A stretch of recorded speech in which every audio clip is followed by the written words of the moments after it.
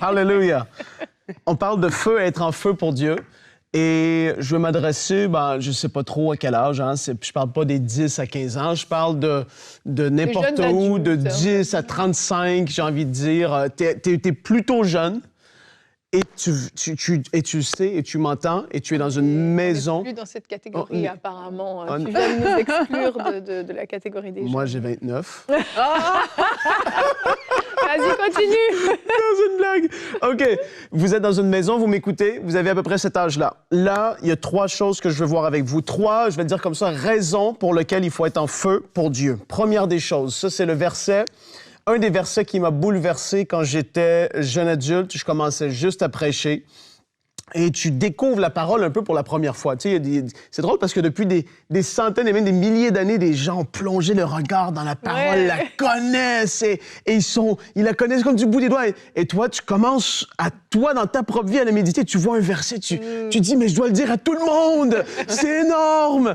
Et c'est un de ces passages-là, je me rappelle, j'ai prêché à une réunion de jeunesse quand je commençais juste à faire des réunions de jeunesse à l'époque. C'était le psaume 139. Qui parle d'un livre que Dieu a au ciel. Et ça, c'est intéressant parce que la Bible nous parle de plusieurs différentes sortes de livres qui sont au ciel. Et là, celui-ci, c'est le livre de destinée, que je vais l'appeler comme ça. Dans le psaume 139, le verset 16, la parole dit « Quand je n'étais qu'une masse informe, tes yeux me voyaient, c'est-à-dire embryonnaire. J'étais là. Et sur ton livre...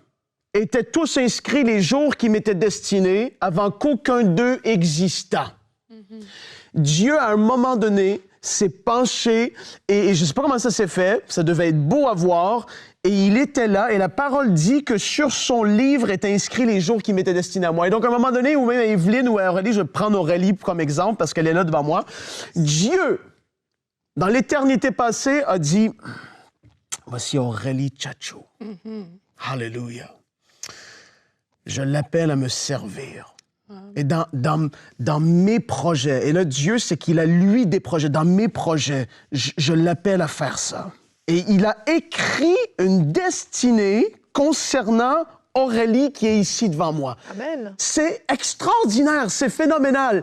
Il n'y a pas de mots pour décrire ça. C'est Dieu a réfléchi à chacun de nous, et vous écoutez cette émission, et Dieu a réfléchi à votre nom, et il s'est dit, je l'appelle, lui ou elle, à faire telle ou telle chose pour moi. Pas les projets que vous avez envie de faire juste parce que tout le monde fait ça, et puis que ce serait une bonne idée de... Mais moi, j'avais des projets que je m'étais formé sur ma propre vie, et j'allais ouvrir un magasin. Et à un moment donné, l'appel de Dieu sur ma vie est devenu tellement fort. Quand Dieu appelle quelqu'un, tu vas vouloir essayer de te sauver, mais il va te rattraper là où ce que tu te trouves. Et j'avais commencé à m'accrocher à lui, à m'attacher au Seigneur, à méditer la parole à tous les soirs. Et là, je sentais l'appel qui brûlait alors que je voulais pas. J'avais pas envie de prêcher. J'avais pas envie d'être ici ou d'être la personne sur le devant qui prêche comme ça, même si j'ai grandi dans l'Église, même que je fuyais les réunions spéciales du dimanche soir, qu'il y avait des invités, parce qu'ils allaient me pointer du doigt et dire, toi là, et j'avais 8-9 ans, et je devais aller en avant, et là, ils prophétisaient, et des fois, je pleurais parce que je chantais la présence. J'étais tout jeune, mais j'étais tanné que les gens disent, toi, viens ici, il y a un appel. Mais l'appel me poursuivait, parce que Dieu, dans son livre, avait inscrit quelque chose me concernant. À un moment donné, j'avais mes projets, mes plans, mais j'ai dû faire, non, Dieu, c'est tes plans que je veux faire. Amen. Je me rappelle d'un soir en particulier qui a été un soir de basculement dans ma vie où j'ai renoncé à des projets que j'avais faits. J'avais dit non, je ne vais pas faire ça. Et il y a quelqu'un qui... Mais tu vas faire quoi, Frank? Je vais être celui en avant qui va parler dans une église. J'avais dit comme ça. Je vais prêcher. Ah, wow. Tu sais, les gens, ils comprennent pas. Ben non. Mais j'avais un appel qui était là. Et ça, c'est la première des raisons pourquoi tu es en feu, c'est parce que Dieu t'a appelé à quelque chose. Il a réfléchi à ta vie. Et il a écrit de quoi. Et là, oui, c'est à être dirigé, à chercher sa face. Qu'est-ce que tu veux pour moi? Et il révèle la première chose. On a fait des émissions sur la direction de Dieu. Un pas à la fois, il dirige, il nous connecte avec des personnes. Et là, soudainement, on voit, et sa main agit. Et là, on entre dans les projets que Dieu, dans son livre au ciel, avait écrit. Et ça, c'est énorme. Et ça, c'est la première des raisons pour lesquelles je veux t'encourager à être en feu. C'est parce que tu ne vas jamais trouver nulle part sur la surface de cette terre un endroit où tu vas être mieux, où tu vas être plus joyeux, où tu vas être inondé d'amour, où ça va... Et c'est pas que ça va tout être parfait, mais malgré les épreuves et les complexités, tu vas être dans la volonté de Dieu et c'est le meilleur endroit où tu peux te trouver. C'est extraordinaire. Et là, je veux t'encourager, sois en feu et découvre aujourd'hui, commence à chercher. Peut-être que tu le sais. Moi, je le savais, mais je fuyais. Mais Dieu m'a rattrapé. Peut-être que tu ne le sais pas, mais commence à le chercher. Deuxième chose, parce que quand les gens ne sont pas en feu pour Dieu, ils sont en feu pour autre chose. C'est vrai. Amen.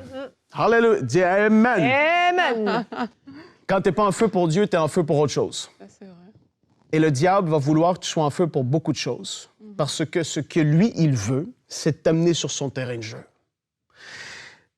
Jésus avait même pas plus à en parler. Il n'en a pas parlé si souvent que ça. Il a parlé du diable dans Jean chapitre 10 et le verset 10. Il a dit « Le voleur ne vient que pour voler, égorger et détruire. » Il a exposé l'agenda du diable pour ta vie. Voici ce que le diable veut, c'est te voler, t'égorger, te détruire. C'est ce que lui veut. Et comment est-ce qu'il va s'y prendre? Ça ne sera pas du jour au lendemain, pah, comme ça. Et... Non, tout doucement, comme on en a parlé plusieurs fois dans des émissions. Il va t'éloigner tout doucement. Et en fait, tu vas commencer à vouloir et à désirer des choses qui sont dans le monde plus que Dieu.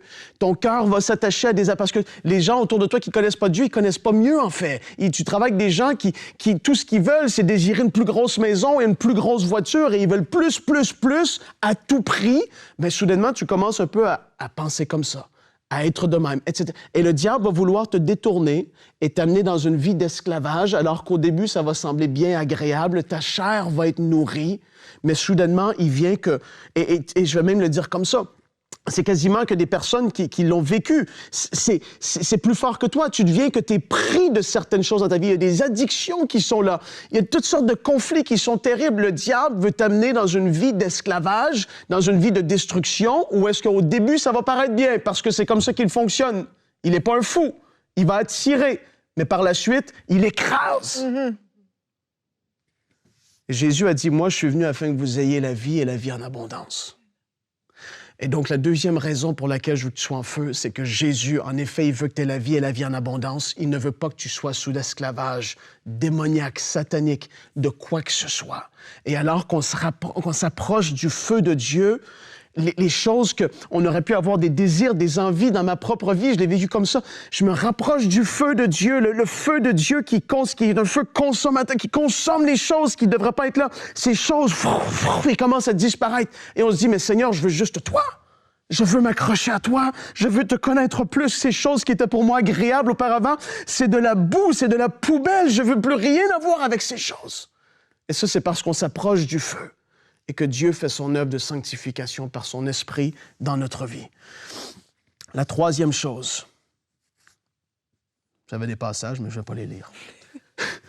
La troisième chose, mais vous pourrez aller le lire dans 1 Jean chapitre 2, les versets 15 à 17. La troisième chose, pourquoi que je veux t'encourager à être en feu, c'est que nous sommes une génération qui a été, je vais le dire comme ça, mise à part pour vivre la plus grande action du Saint-Esprit de l'histoire de l'humanité. Nous sommes la génération qui voyons tellement de choses se dérouler sous nos yeux avec les actualités, avec les guerres, les tremblements de terre, toutes les choses épouvantables qui se passent sur la surface de la terre. On est témoin de toutes ces choses et c'est une source d'anxiété, de stress et de se dire, Seigneur, je vois tout. Est-ce qu'il y a du bon qui va en ressortir? Oui, il va en ressortir du bon. Parce qu'alors que toutes ces choses terribles qui se passent, c'est les douleurs de l'enfantement que parle la parole de Dieu. Dieu a prophétisé par son prophète Joël au chapitre 3. Et il parle de ce qui allait venir, la pluie de l'arrière-saison. J'ai pas le temps de rentrer dans tout ça, mais c'est les temps prophétiques dans lesquels nous vivons. Nous sommes dans les derniers jours. Et Joël, chapitre 3, les versets 1 à 5 dit, « Après cela, et en parlant des temps de la fin, je répandrai mon esprit sur toute chair. Vos fils et vos filles prophétiseront, vos vieillards auront des songes et vos jeunes gens des visions. Même sur les serviteurs et les servantes dans ces jours-là, je répandrai mon esprit. Je ferai pareil des prodiges dans les cieux et sur la terre, du sang, du feu, des colonnes de fumée. Le soleil se changera en ténèbres et la lune en sang avant l'arrivée du jour de l'Éternel, de ce jour grand et terrible. » On est cette génération qui va vivre le déversement de l'esprit à une échelle tellement extraordinaire et phénoménale, et je crois que ça va se faire d'une façon très accélérée, très rapide.